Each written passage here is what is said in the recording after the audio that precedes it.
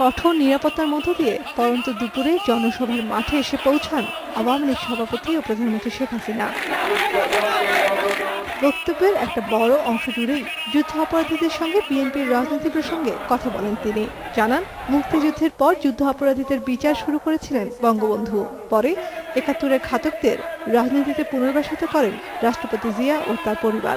ওনার জন্য এখন ওই জামাত হয়ে গেছে সেই সাপের ব্যাং গেলার মতো অবস্থা। উনি ঝেড়ে কাটতে পারতেছেন না, কিছু বলতেও পারছেন না।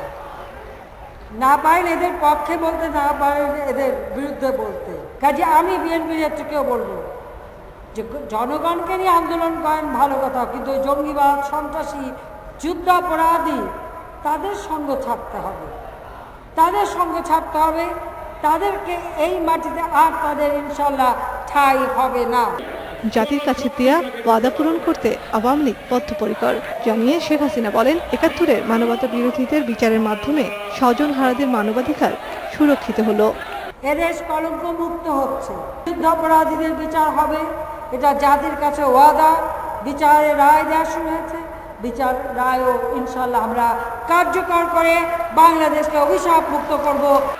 যুদ্ধ অপরাধীদের বিচার কেন্দ্র করে জামাতের ডাকা হরতালের তীব্র নিন্দা করে প্রধানমন্ত্রী বলেন, বিচারের ভয় থাকলে তাদের উচিত ছিল পাকিস্তানে থেকে যাওয়া। নাফিজাতুল্লাহ, ইন্ডিপেন্ডেন্ট নিউজ, ঢাকা।